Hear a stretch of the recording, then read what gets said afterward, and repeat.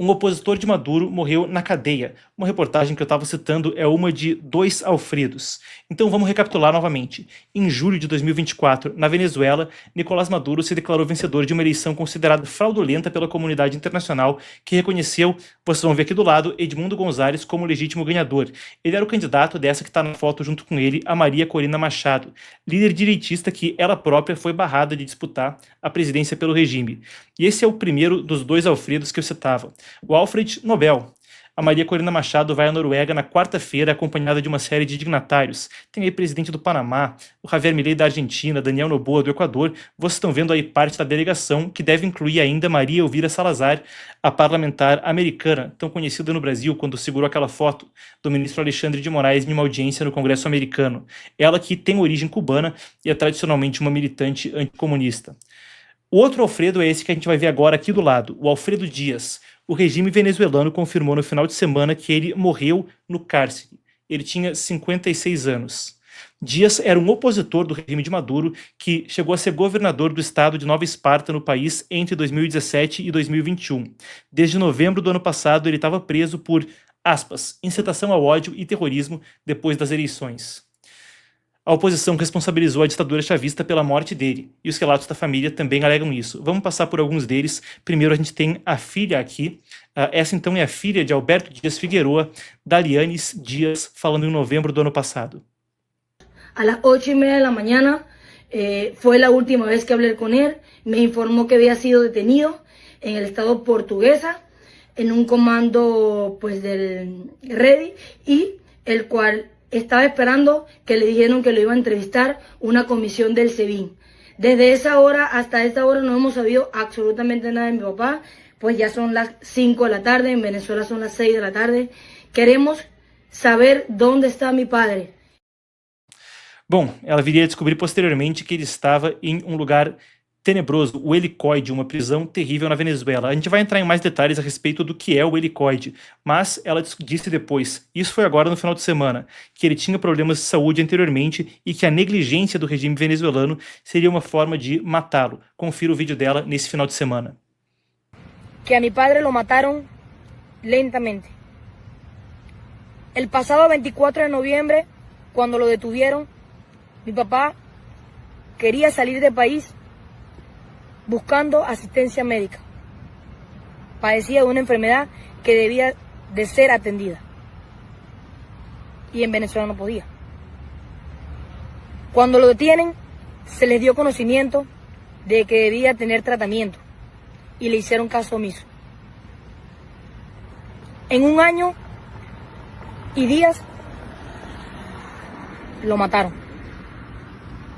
Mi padre diariamente sufría secuelas como desmayos, falta de oxígeno, fuertes dolores en el pecho e incluso convulsionaba. A morte foi registrada como um infarto do miocárdio, um ataque cardíaco. O Escritório de Assuntos do Hemisfério Ocidental dos Estados Unidos publicou o seguinte aqui no domingo. A gente tem a publicação, então, do governo americano. A morte do prisioneiro político venezuelano Alfredo Dias, que foi detido arbitrariamente no centro de tortura de Maduro, em El Helicoide, é mais um lembrete da natureza vil do regime criminoso de Maduro. El Helicoide. Lembram que eu falava dele mais cedo. Com esse gancho, Alfredo Dias Figueroa, o Alfredito, como era chamado, é um caso anedotal de um fenômeno maior. Como se gosta de dizer no jornalismo, era a ponta do iceberg, o centro El Helicoide, onde ele estava detido. Citado pelas Relações Exteriores dos Estados Unidos, é o quartel-general do Serviço Bolivariano de Inteligência Nacional, SEBIN. Uma espécie de polícia secreta, às vezes é comparada ao estilo Stasi ou Gestapo na Alemanha. Os relatos de prisão arbitrária de opositores e de tortura ali, e em outras jurisdições também na Venezuela, abundam. Então vamos lá, aqui ao meu lado vocês verão na sequência o relatório da missão da ONU que investigou a repressão durante e após as eleições fraudulentas na Venezuela no ano passado. Aspas então, por favor, pedir para a produção ir passando comigo, a gente tem aí o palavra por palavra do relatório. Por exemplo, LD71V7 é o código de uma das pessoas que está ali então com o nome omitido no relatório. Foi detido em 20 de agosto de 2024 enquanto tomava café da manhã em um quiosque em Caracas por 7 agentes. 7 agentes encapuzados que se identificaram como membros da DGCIM, é a Direção Geral de Contra-Inteligência Militar, portando armas longas, sem apresentar-lhe um mandado judicial ou dar-lhe qualquer outra explicação, disseram-lhe que estava preso no âmbito da Operação Tum Tum. Os detalhes desse caso podem ser encontrados no anexo a esse documento sobre casos ilustrativos. Operação Tum Tum. Mas aí, então, vem o seguinte.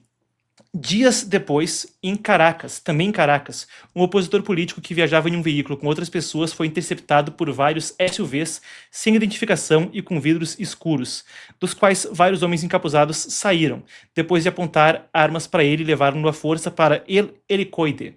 Em nenhum momento os captores se identificaram ou explicaram os motivos da detenção, para onde o estavam levando ou apresentaram um mandado de prisão. Essa prática continuou e prestem atenção porque a gente chega nas eleições aí. Após o período de protestos pós-eleitorais em 2024, Jesus Armas, por exemplo, foi detido por pelo menos 5 homens encapuzados e não identificados vestido de preto quando saía de um café em Caracas na noite de 10 de dezembro. Daqui a pouco vai fazer um ano de 2024. Os captores só perguntaram o nome e colocaram ele num carro dourado, sem placa, sem apresentar mandado ou sem explicar o motivo da prisão.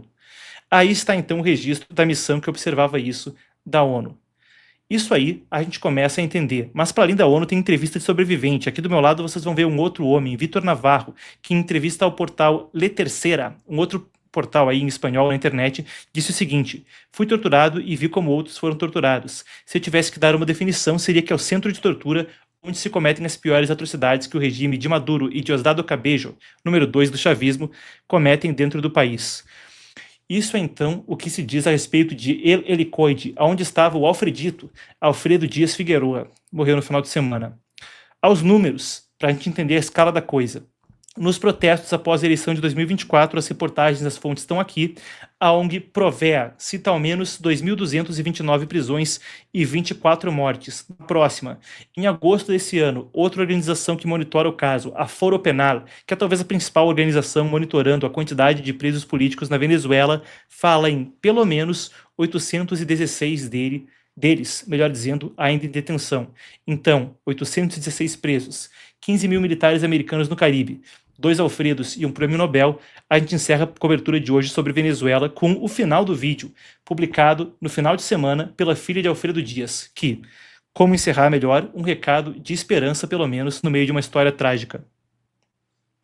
Alfredito nunca se vendió y decía que habían 3 opciones: el exilio, la cárcel o la muerte.